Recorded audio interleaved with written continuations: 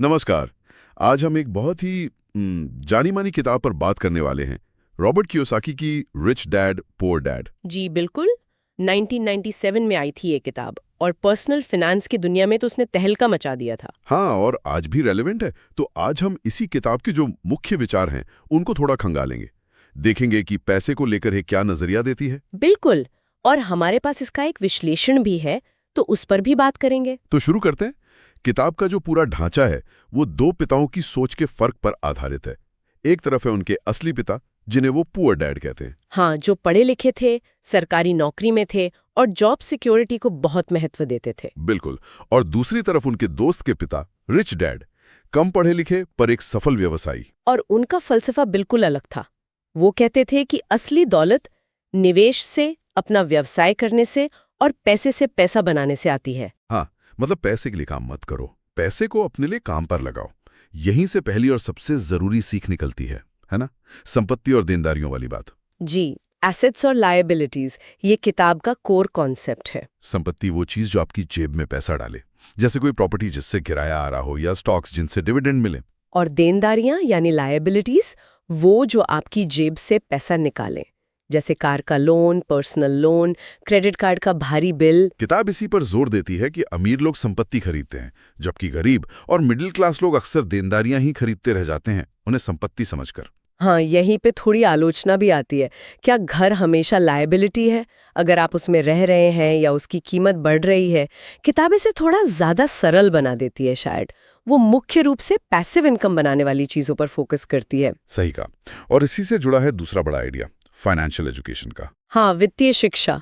किताब का तर्क है कि हमारा स्कूल सिस्टम हमें पैसे के लिए काम करना सिखाता है, पर पैसे को मैनेज करना नहीं सिखाता। ये बात तो बहुत गहरी है। मतलब अकादमिक पढ़ाई जरूरी है, पर पैसे की समझ, निवेश की जानकारी, टैक्स की बातें, ये सब भी तो जरूरी है अमीर बनने के लिए। बिल्कुल।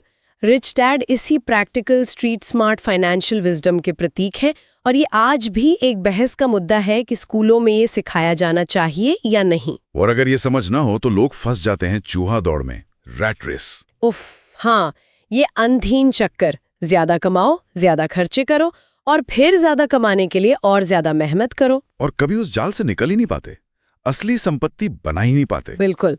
किताब कहती है अमीर लोग इसी दौड़ से बाहर निकलने पर फोकस करते हैं। वो पैसे को अपने लिए काम पर लगाते हैं। यहीं पर माइंडसेट यानी सोच का रोल आता है। पैसे खोने का डर। पुअर डैड हमेशा डरे रहते थे, सुरक्षित खेलना चाहते थे। जबकि रिच डैड जोखिम को एक अवसर की तरह देखते थे। वो कैलकुलेटेड रिस्क लेने की बात करते हैं। लेकिन क्या किताब ये बताती है कि ये कैलकुलेटेड रिस्क कैसे लें? यही थोड़ी कमी लगती है।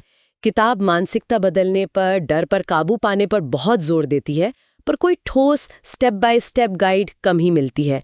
ये ज्यादा फिलॉसफी है, प्रेरणा है। हाँ, और कुछ आलोचक कहते हैं कि ये अति सरलीकरण है, और कुछ तो ये भी सवाल उठाते हैं कि रिच डैड असल में थे भी या नहीं। जी, ये भी एक बात है।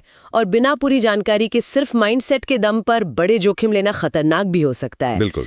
एक और आइडिया जो मुझे दिलचस्प लगा वो था सीखने के लिए काम करो, सिर्फ कमाने के लिए नहीं। हाँ, मतलब अलग अलग स्किल्स सीखो, सेल्स, मार्केटिंग, अकाउंटिंग।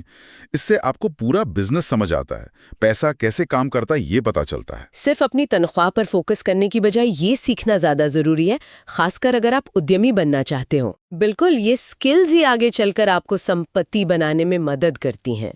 ये उद्यमिता की सोच को बढ़ावा देता है। तो कुल मिलाकर देखें तो किताब की ताकत क्या है? इसकी सरल भाषा, कहानियों का इस्तेमाल, हाँ, और लोगों की सोच बदलने की क्षमता। इसने लाखों लोगों को निवेश और अपना कुछ करने के लिए प्रेरित किया है, ये तो मानना पड़ेगा। लेकिन कमजोरियां भी हैं।